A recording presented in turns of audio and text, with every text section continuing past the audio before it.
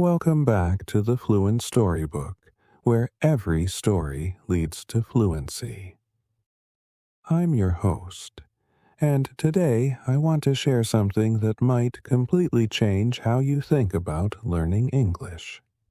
Have you ever wondered why some people seem to become fluent so quickly while others study for years and still struggle to have a basic conversation? Have you ever felt like you're working incredibly hard, memorizing vocabulary lists, drilling grammar rules? But when someone actually speaks to you in English, your mind goes completely blank? If you've ever experienced that frustrating moment where you know the words in your head but they just won't come out of your mouth, then this video is specifically designed for you. Today, I'm going to reveal the small steps that successful English learners take that make them fluent faster than everyone else. These aren't complicated strategies that require hours of study. These are simple, practical steps that anyone can implement starting today, and they're based on how Americans naturally learn and use language in real life. But before we dive in, let me tell you about Maria. Maria moved to Phoenix, Arizona from Mexico with big dreams of starting her own bakery. She had some English from school, but when she arrived in the United States, she realized there was a huge gap between textbook English and the English she heard every day on the streets of Phoenix. At the grocery store, when someone said paper or plastic, she froze. At the bank, when the teller asked about her account type, she nodded and smiled, pretending to understand. She spent her evenings with English grammar books, but every day felt like a struggle. Then Maria discovered something that changed everything. Instead of trying to learn English the traditional way, she started taking small, specific steps that connected her directly to real American life. Within 6 months, she wasn't just surviving conversations, she was thriving in them. She was negotiating with suppliers, chatting with customers, and even cracking jokes with her neighbors. The difference wasn't that she suddenly became smarter or more talented. The difference was in her approach. Today, I'm going to share Maria's story and the exact small steps she took, along with the stories of other successful English learners who cracked the code of faster fluency. By the end of this video, you'll have a clear roadmap of small, manageable actions that can transform your English in ways you never thought possible. And the best part? You can start implementing these steps today, right where you are, with the resources you already have. Chapter 1. The American Reality Check. Let me start with a story that might sound familiar. James was an international student from South Korea who came to study at UCLA. He had excellent grades in English back home, scored well on his TOEFL, and thought he was prepared for American university life. His first day on campus was a wake-up call. When his roommate casually said, "Dude, wanna grab some grub?" James had no idea what grub meant. When someone in his study group said, "That professor is pretty chill," he spent 10 minutes trying to figure out why the professor would be cold. This is what I call the American reality check. The moment when you realize that real English, the English that Americans actually speak every day, is completely different from what you learned in textbooks. Americans use idioms, slang, cultural references, and a rhythm of speech that textbooks simply don't teach. They say things like, "I'm gonna bounce," instead of I'm going to leave. They use sick to mean awesome and lit to describe something exciting. But here's the thing that most English learners get wrong. They think they need to learn every piece of American slang and every idiom to communicate effectively. That's like trying to drink from a fire hose. The first small step that makes you fluent faster is understanding the difference between recognition and production. You need to recognize when Americans are using casual language, but you don't need to produce it yourself right away. Let me tell you about Carlos, a nurse from El Salvador who moved to Houston to work in a major hospital. At first, he was overwhelmed by the casual way his American colleagues spoke. During his first week, when a colleague said, "That patient is a handful," Carlos was confused why they were talking about hands. When someone mentioned that a procedure was a piece of cake, he wondered what dessert had to do with medical procedures. Instead of trying to memorize every idiom, Carlos made a simple change. He started a small notebook not for formal vocabulary, but for the casual phrases he heard every day. But here's the key part. He didn't try to use these phrases immediately. Instead, he practiced recognizing them and understanding their meaning in context. When his colleague said something was a piece of cake, Carlos learned to recognize that this meant easy.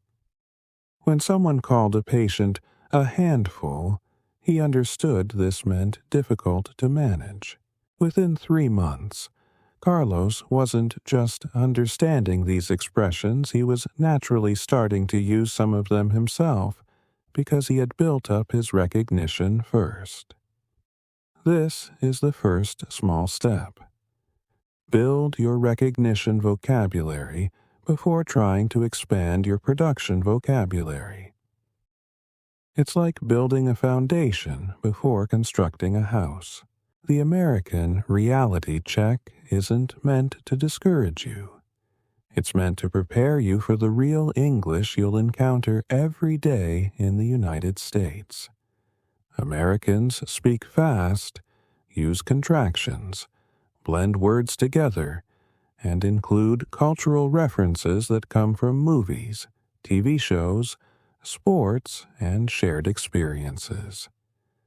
But once you understand this reality, you can prepare for it with small, targeted steps.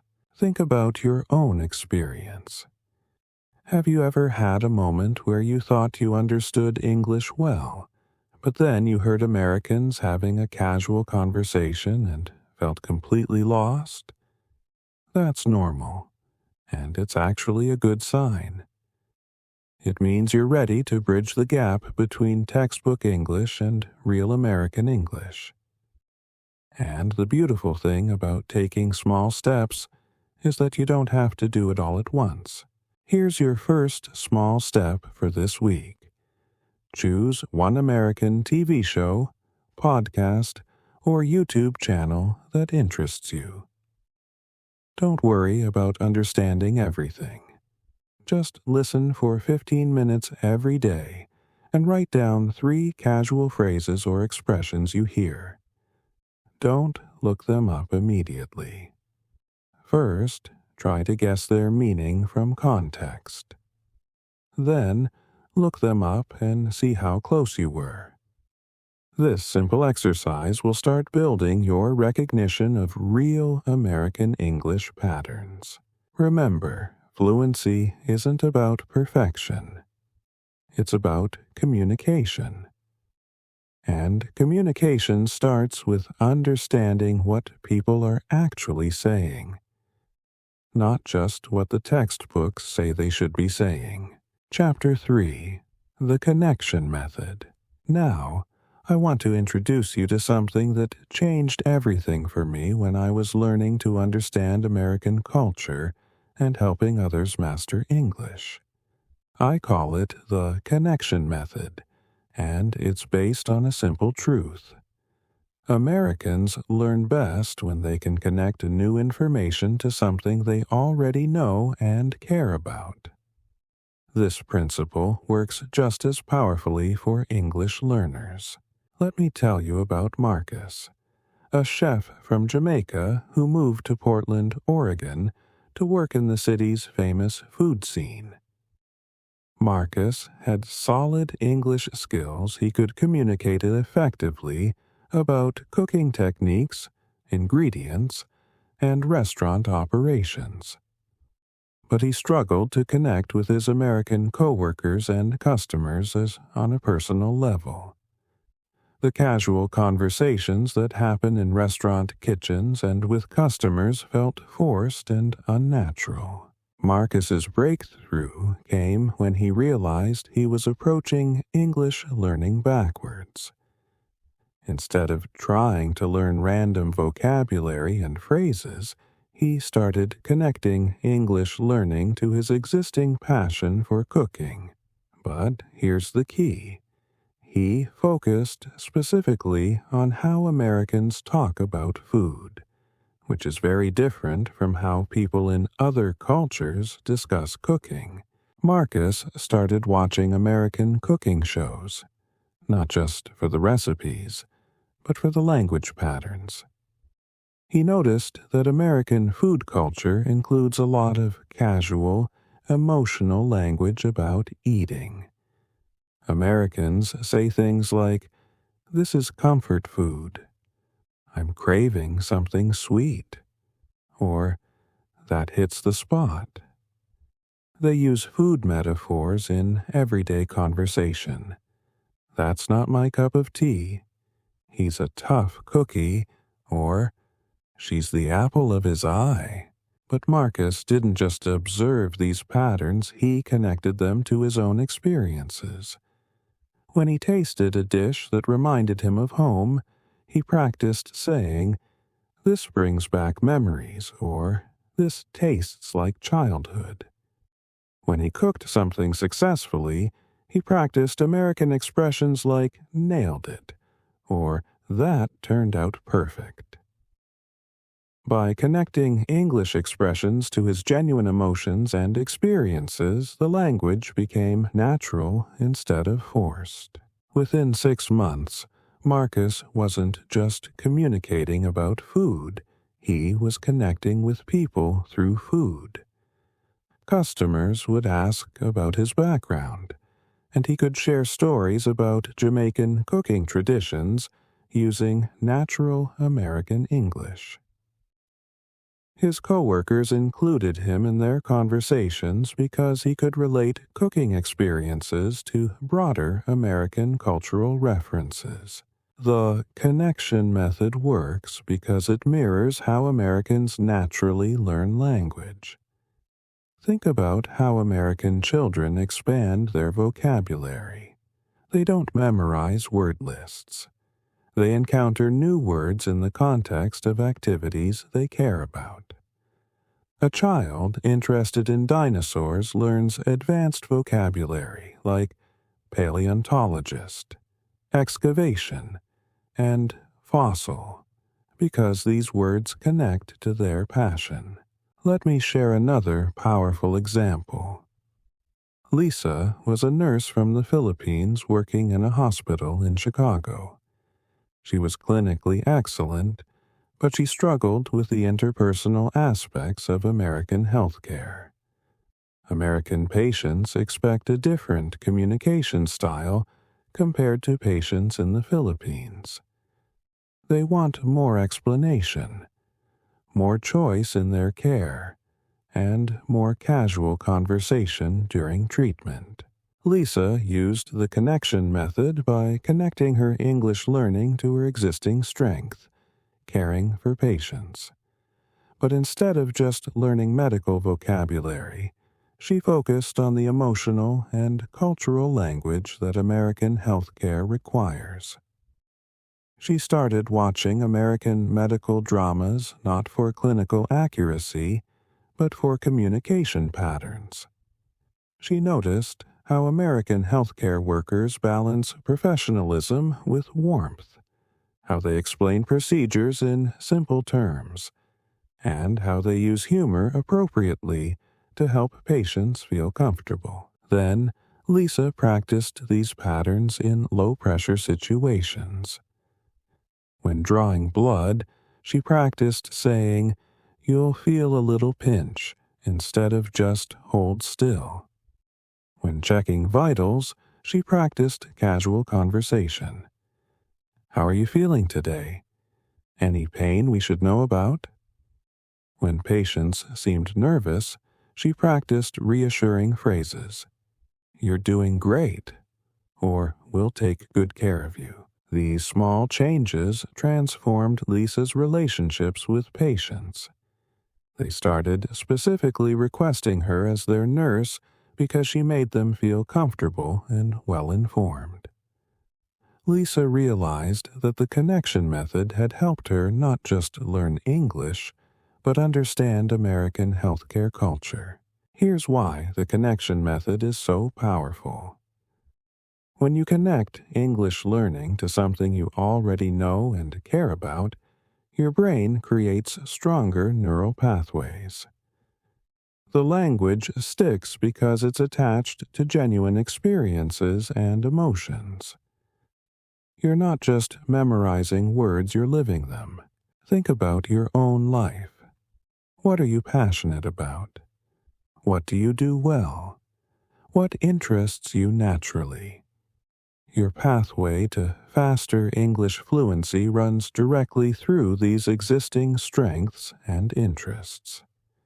If you love sports, learn English through American sports culture.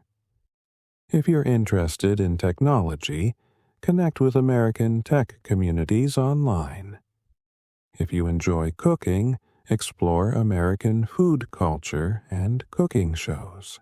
Let me tell you about David, a financial analyst from China working for a bank in New York. David was excellent with numbers and financial concepts, but struggled in client meetings and team collaborations. He realized that American business culture includes a lot of informal relationship building that doesn't exist in his previous work environment. David used the connection method by connecting English learning to his strength in financial analysis, but expanding it to include American business communication styles. He started listening to American business podcasts, not just for financial content, but for communication patterns. He noticed that Americans often start business meetings with small talk, use sports metaphors to discuss business strategy, and include personal anecdotes to build trust.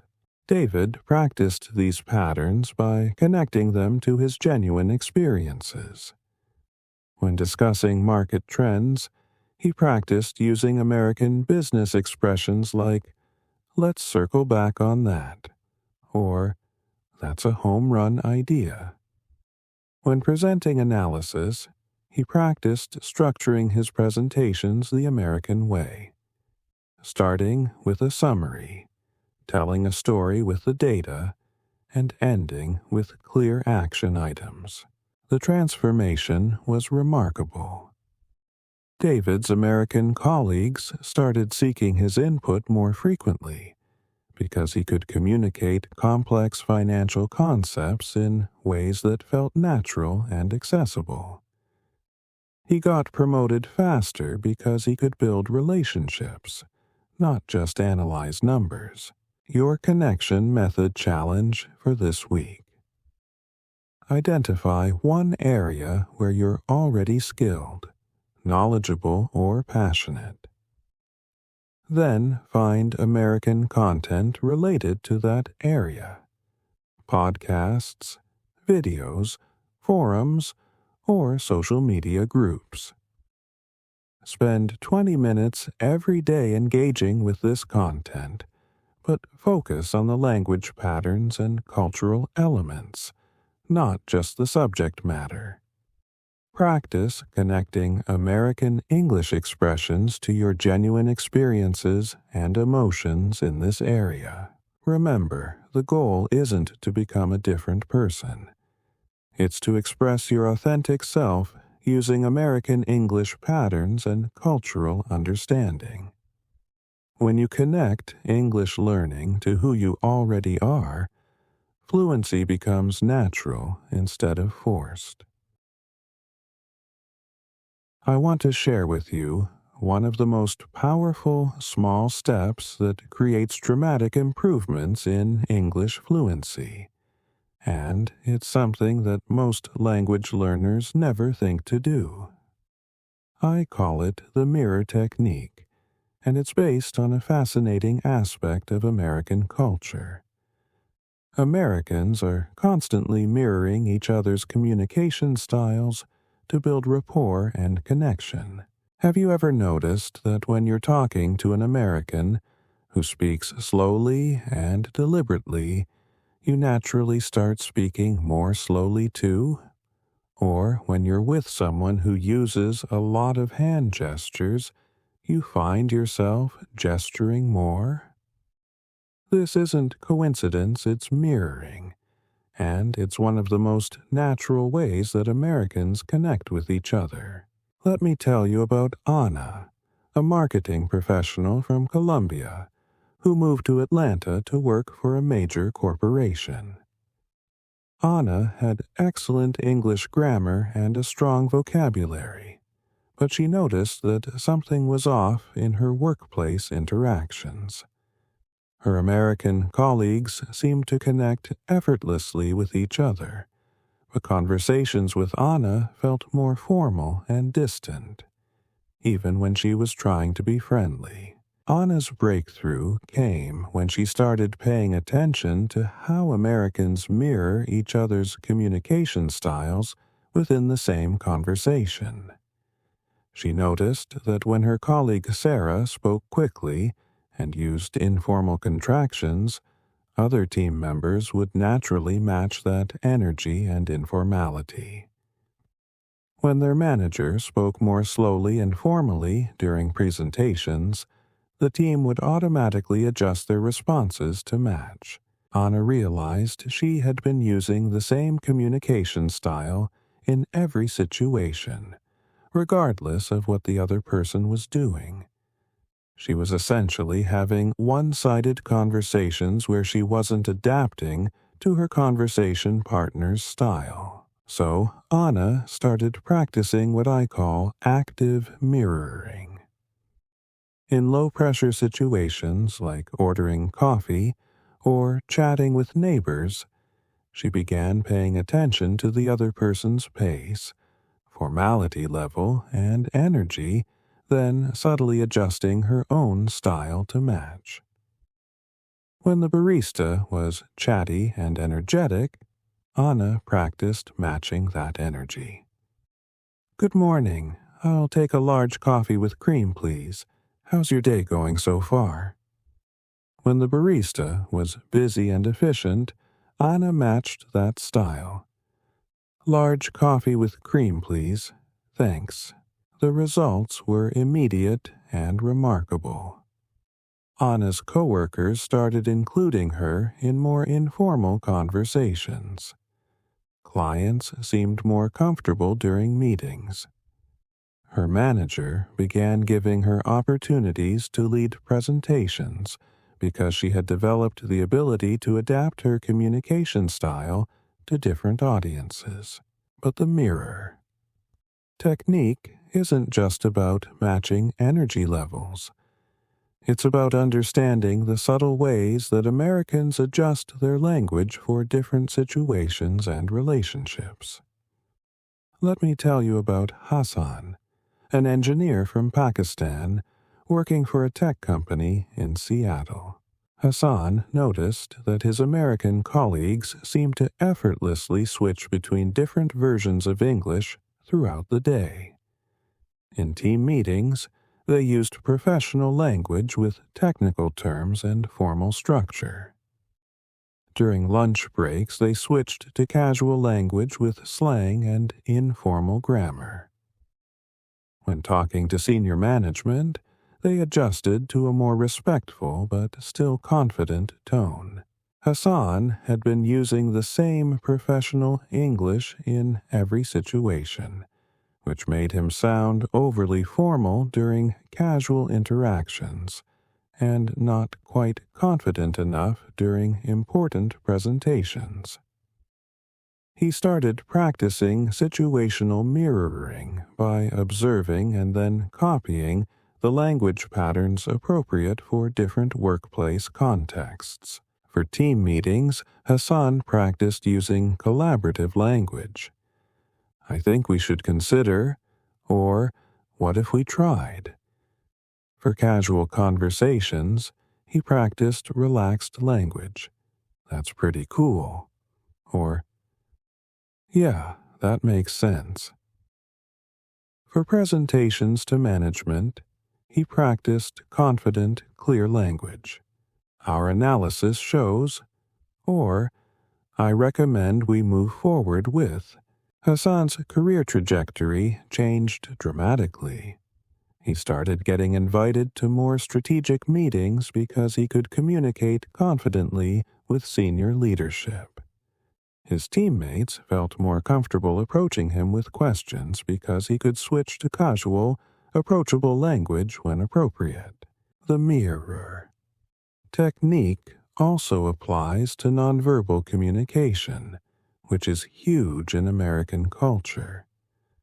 Americans use more eye contact, larger gestures, and more varied facial expressions compared to many other cultures. Let me share the story of Yuki, a graphic designer from Japan working for an advertising agency in Los Angeles. Yuki was incredibly talented, but she noticed that her ideas weren't getting the same enthusiastic reception as ideas from her American colleagues, even when the concepts were equally creative. She realized that American workplace culture expects a certain level of enthusiasm and confidence in presentation style, which was different from the more modest presentation style she was used to.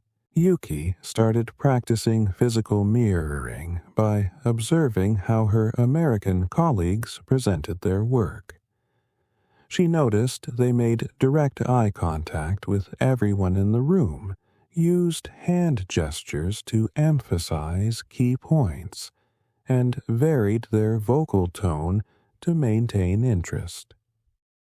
They also used their body language to show confidence, standing up straight, taking up appropriate space, and moving purposefully. Yuki practiced these nonverbal patterns in low-pressure situations first.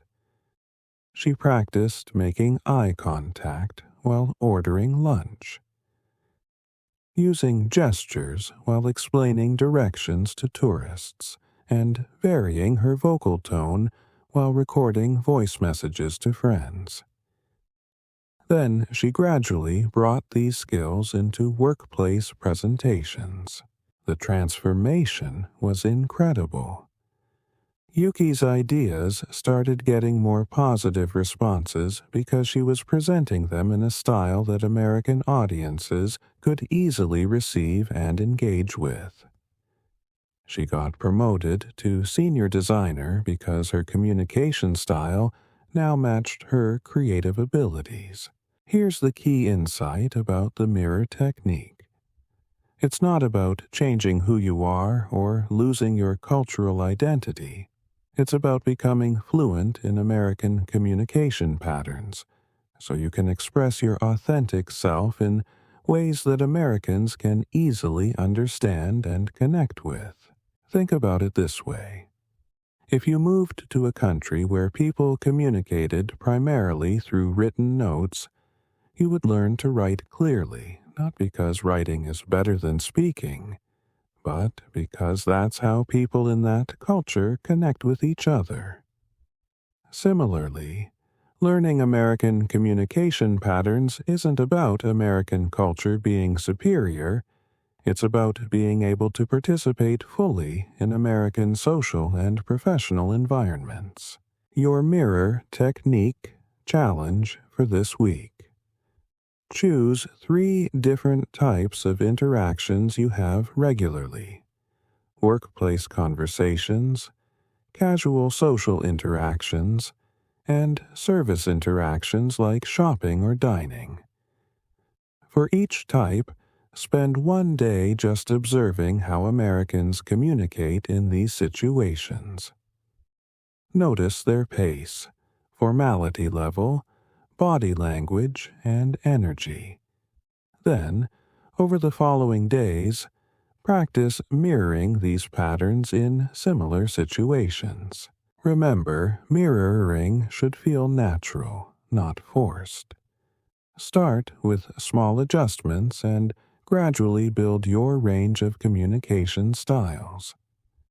The goal is to develop the flexibility to connect with Americans in whatever communication style feels most appropriate for each situation. The mirror technique transforms you from someone who speaks English to someone who communicates effectively with Americans. And that difference is what separates functional English from truly fluent English. Chapter 5. The American Story Framework. Now, I want to share with you perhaps the most uniquely American approach to communication, and mastering it can dramatically accelerate your English fluency. Americans love stories. Not just entertainment stories, but personal stories, work stories, even stories about everyday experiences. Understanding and using what I call the American Story Framework will make you sound more natural and help you connect more deeply with American colleagues, friends, and acquaintances. Let me tell you about Raj, a software engineer from India who moved to Austin, Texas to work for a startup. Raj was technically excellent and could discuss complex programming concepts without any problem. But he noticed that his American teammates had a way of making even routine work updates sound engaging and personal. When asked about their weekend, they didn't just say it was good, they would share mini stories. I tried this new hiking trail, and halfway up I realized I was completely unprepared for how steep it was. I ended up having to take a break every 5 minutes, but the view at the top was totally worth it. Raj realized that Americans don't just share information, they share experiences through narrative. Even in professional settings, Americans often frame their updates as brief stories with a beginning, middle, and end. Instead of saying, "the project is delayed," they might say, "we hit a snag yesterday when we discovered the client had different expectations than what we documented. We spent the morning realigning our approach, and now we're back on track with a clearer roadmap." So Raj started studying the structure of how Americans tell everyday stories. He noticed a consistent pattern that I call the American Story Framework: setup, challenge, action, result, and reflection. Americans use this framework for everything from describing their commute to presenting quarterly business results. For example, instead of saying, "traffic was bad today," an American might say, "I left the house at the usual time this morning," setup, but there was a massive accident on I-35 that had traffic backed up for miles. Challenge.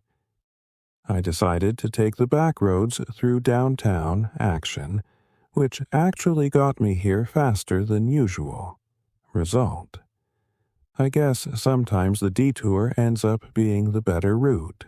Reflection. Raj started practicing this framework in low-pressure situations. When coworkers asked about his weekend, instead of saying, "I cooked Indian food," he would structure it as a mini-story. "I decided to try making my grandmother's curry recipe from scratch this weekend." Setup.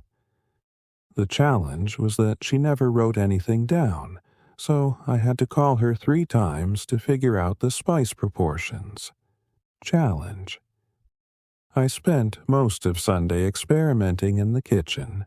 Action. And finally got something that tasted just like I remembered from childhood. Result. It made me realize how much culinary knowledge gets passed down through families rather than cookbooks. Reflection.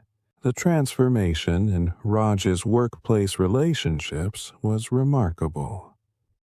His coworkers started seeking him out for casual conversations because he had become an engaging storyteller.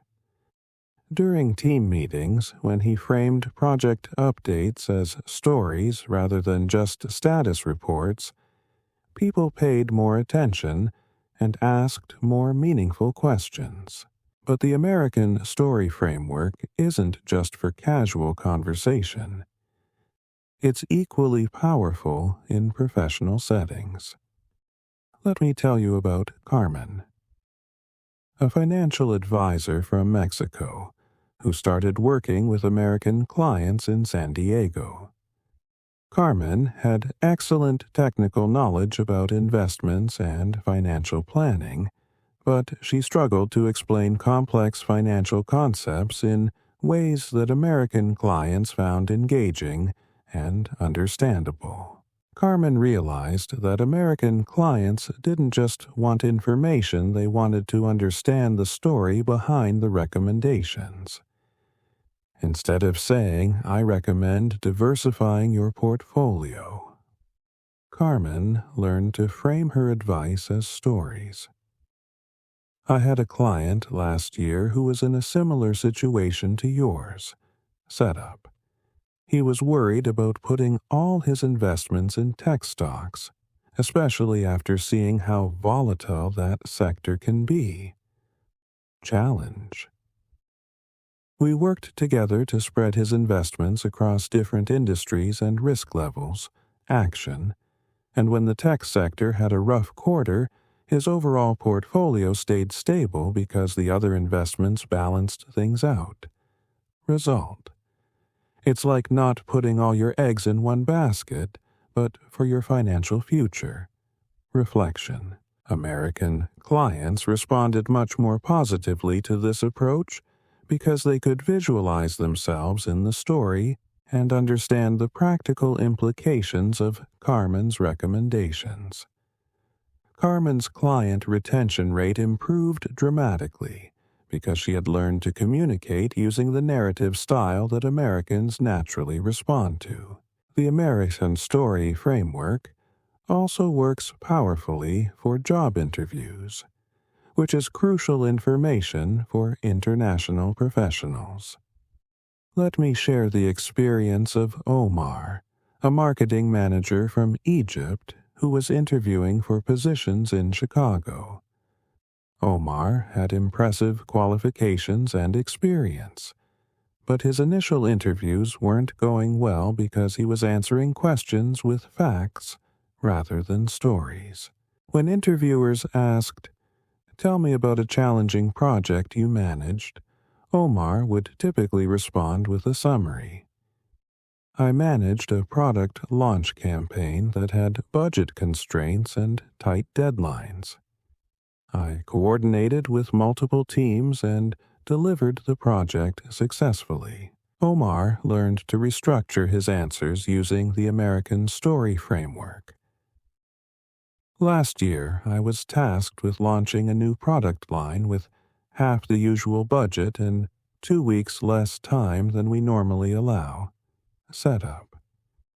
The biggest challenge was coordinating with our design team in Cairo and our manufacturing partners in Dubai while keeping costs under control. Challenge. I created a shared project dashboard that allowed real-time collaboration and scheduled daily check-ins across time zones to keep everyone aligned. Action. We launched on time, came in 10% under budget, and the product exceeded sales projections by 25% in the first quarter. Result. The experience taught me that tight constraints often force more creative and efficient solutions. Reflection. Omar started getting job offers because American interviewers could clearly visualize his problem-solving process and leadership style through the stories he told. Here's why the American story framework is so effective. Americans are raised on stories from childhood. American education, entertainment, and business culture all emphasize narrative structure. When you communicate using familiar story patterns, Americans can easily follow your thinking and connect emotionally with your experiences. But there's an important cultural nuance to understand. American stories typically focus on individual agency and problem-solving. Americans want to hear how you identified challenges, took action, and achieved results. They're less interested in circumstances beyond your control and more interested in what you did to influence outcomes. Your American Story Framework Challenge for this week. Practice restructuring 3 types of communication using the Setup, Challenge, Action, Result, Reflection framework. First, practice describing a recent personal experience using this structure. Second, practice explaining a work project or accomplishment as a story. Third, practice giving directions or explaining a process as a narrative with characters, obstacles, and resolution. Remember, the goal isn't to make every conversation sound like a movie script. It's to understand that Americans naturally think and communicate in narrative patterns, and when you align with these patterns, your English becomes not just grammatically correct, but culturally fluent. The American Story. Framework transforms you from someone who shares information to someone who shares experiences. And, in American culture, shared experiences are the foundation of both personal relationships and professional success. Chapter 6. The Confidence Code. Let me share with you the final and perhaps most important small step that separates English learners who achieve real fluency from those who remain stuck despite years of study. I call it the Confidence Code, and it's based on a crucial understanding about American communication culture that most English learners never realize. Americans don't just communicate to share information, they communicate to project confidence, build relationships, and establish credibility. In American culture, how you say something is often as important as what you say. This means that even if your grammar isn't perfect, if you can communicate with genuine confidence, Americans will perceive you as more fluent than someone who speaks perfect English but sounds uncertain or apologetic. Let me tell you about Fatima, a doctor from Syria who moved to Detroit to complete her medical residency. Fatima had excellent medical English. She could discuss complex procedures, write detailed patient notes, and understand medical literature perfectly. But she struggled in one crucial area: communicating with patients and colleagues in a way that projected the confidence that American healthcare culture expects from doctors. In Syrian culture, Fatima had been taught to be modest about her abilities and to defer to senior colleagues. But in American hospitals, patients and staff expect doctors to communicate with clear authority and confidence, even when discussing difficult or uncertain situations. When Fatima said things like, "I think maybe we should consider possibly trying a different medication," patients became worried about her competence, even though her medical knowledge was excellent.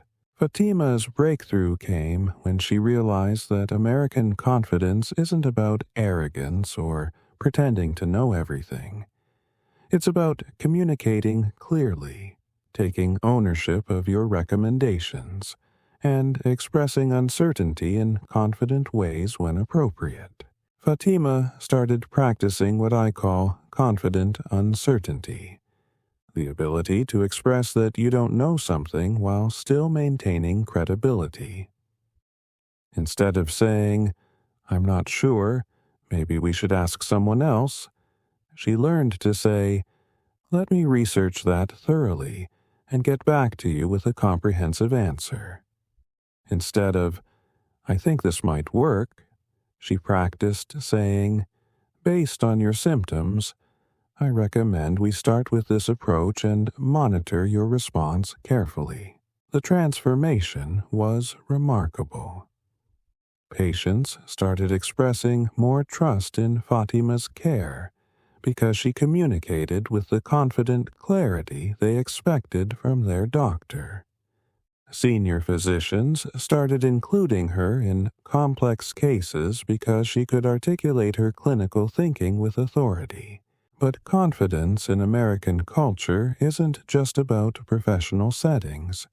It extends to social interactions, problem solving, and even casual conversations. Let me share the story of Miguel, a graphic designer from Guatemala who moved to Portland, Oregon. Miguel was incredibly talented, but he noticed that his American colleagues seemed to approach creative challenges with a different mindset than he was used to. In Guatemala, Miguel had learned to be careful about proposing ideas until he was certain they would work. But he observed that his American colleagues would confidently present creative concepts even in early development stages, using language like, "Here's what I'm thinking," "I have an idea that could work really well," or "What if we tried this approach?" Miguel realized that American creative culture values confident exploration of ideas, even when those ideas are still developing. He started practicing what I call confident brainstorming, the ability to present developing ideas with enthusiasm while acknowledging their works in progress. Instead of waiting until his designs were perfect, Miguel started sharing concepts earlier in the process using confident language. "I'm excited about this direction." This approach could solve the client's main challenge, or "Let me show you where I'm heading with this concept." He learned to frame feedback sessions as collaborative refinement rather than judgment of finished work. Miguel's career accelerated quickly because American clients and colleagues perceived him as a confident, creative partner who could articulate his vision clearly and adapt based on input. The confidence code also applies to one of the most challenging aspects of English learning: making mistakes. American culture has a unique relationship with mistakes. They're seen as part of the learning and improvement process, not as failures to be avoided at all costs. Let me tell you about Yuki, a project manager from Japan working for a tech company in San Francisco. In Japanese workplace culture, Yuki had learned to avoid speaking unless she was certain her English would be perfect. But she noticed that her American colleagues made small language mistakes regularly, and nobody seemed to care. They would mispronounce words, use incorrect grammar occasionally, or forget vocabulary mid-sentence, but they would simply correct themselves and continue confidently. Yuki realized that American professional culture values participation and communication over perfection. She started practicing what I call confident correction, the ability to acknowledge mistakes quickly and move forward without losing momentum or credibility. When Yuki mispronounced a technical term during a meeting, instead of apologizing extensively or becoming silent, she learned to say, "Let me say that correctly," and then continue with her point. When she couldn't find the exact word she wanted, instead of stopping completely, she learned to say, "What's the word I'm looking for? Oh, right, optimization," and keep going. The results were transformative. Yuki's American colleagues started seeing her as a more confident communicator because she wasn't letting small mistakes derail her contributions. Her ideas got more attention because she was presenting them with the confident energy that American workplace culture responds to. But perhaps the most important aspect of the confidence code is understanding that American confidence is built on preparation and authenticity, not on pretending to know things you don't know. Let me share the story of Ahmad, a financial analyst from Lebanon working for a bank in New York City.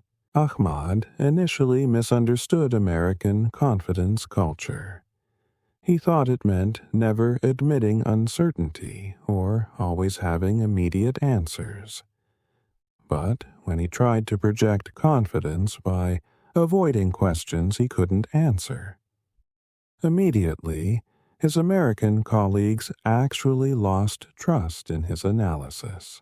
Ahmad's breakthrough came when he realized that American professional confidence includes the ability to be confidently honest about the limits of your knowledge while demonstrating that you know how to find answers. Instead of trying to answer every question immediately, Ahmad started using phrases like, "That's an excellent question. Let me pull the specific data and get back to you with accurate numbers." Or, "I want to give you a thorough analysis on that. Give me until tomorrow and I'll have a complete breakdown for you." This approach actually increased Ahmad's credibility because his American colleagues could see that he was confident enough in his expertise to distinguish between what he knew immediately and what required additional research. The confidence code also extends to social situations, which is crucial for building relationships with American colleagues and friends. Americans often use confident, positive language even when describing challenges or problems. Instead of saying, "This situation is terrible," they might say, "This is definitely a challenge, but I think we can figure out a solution." Let me tell you about Isabella, a marketing coordinator from Brazil who moved to Miami for work. Isabella noticed that American social culture includes a lot of confident, optimistic language, even when discussing difficulties. Her American friends would say things like, "That meeting was rough, but I think I made some good points." Or, "The project is behind schedule, but we're going to make it work." Isabella started practicing what I call confident reframing, the ability to acknowledge challenges while maintaining a solution-oriented, positive tone. Instead of saying, "I'm worried about the presentation," she learned to say, "I want to make sure the presentation goes really well, so I'm preparing thoroughly." Instead of, "I don't know if I can handle this project," she practiced saying, "This project is going to stretch my skills. which is exactly what I need for my career growth. This shift in language patterns had a profound effect on how Isabella's American colleagues perceived her. They started giving her more challenging assignments because she approached difficulties with confident problem-solving energy rather than worry or hesitation. Here's the crucial insight about the confidence code. It's not about becoming a different person or adopting personality traits that don't feel authentic to you. It's about learning to express your authentic self using the communication patterns that Americans recognize as confident and credible. Think about your own experiences. Have you ever had moments where you knew the answer to a question but hesitated to speak because you weren't sure your English was perfect? Have you ever had great ideas that you didn't share because you were worried about making mistakes? The Confidence Code gives you practical tools to express your knowledge, ideas, and personality using American communication patterns. Your Confidence Code Challenge for this week. Practice 3 specific confidence techniques in low-pressure situations. First, practice confident correction when you make small mistakes. Simply acknowledge and continue without extensive apology. Second, practice confident uncertainty by expressing what you don't know in terms of what you'll do to find answers. Third, practice confident reframing by describing one challenge or difficulty in terms of opportunity or growth. Remember, American confidence culture values authenticity, preparation, and solution-oriented thinking. When you communicate with these qualities, Americans will perceive you as fluent and credible, even if your grammar isn't perfect. The Confidence Code is what transforms you from someone who speaks correct English to someone who communicates effectively in American professional and social environments. And that transformation is what creates real opportunities for career advancement, meaningful relationships, and the kind of life you moved to America to build. We've covered a lot of ground today, and I want to make sure you leave this video with a clear, actionable plan that you can start implementing immediately. The small steps we've discussed today aren't just theoretical concepts. They're proven strategies that thousands of English learners have used to achieve real fluency faster than they ever thought possible.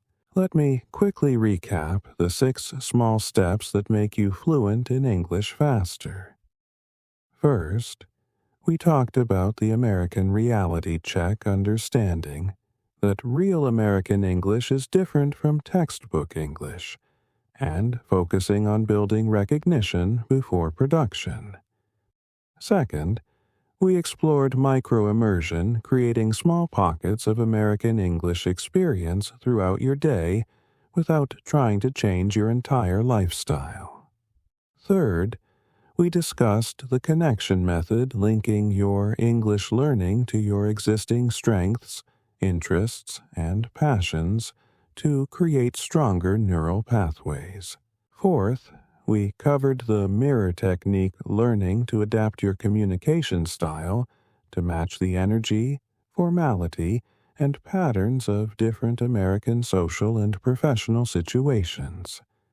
Fifth, we explored the American story framework structuring your communication using the narrative patterns that Americans naturally respond to. And finally, we discussed the Confidence Code expressing your authentic self using communication patterns that Americans recognize as confident and credible. Now, here's your personalized fluency action plan. Choose one small step from today's video that resonates most strongly with your current situation and goals.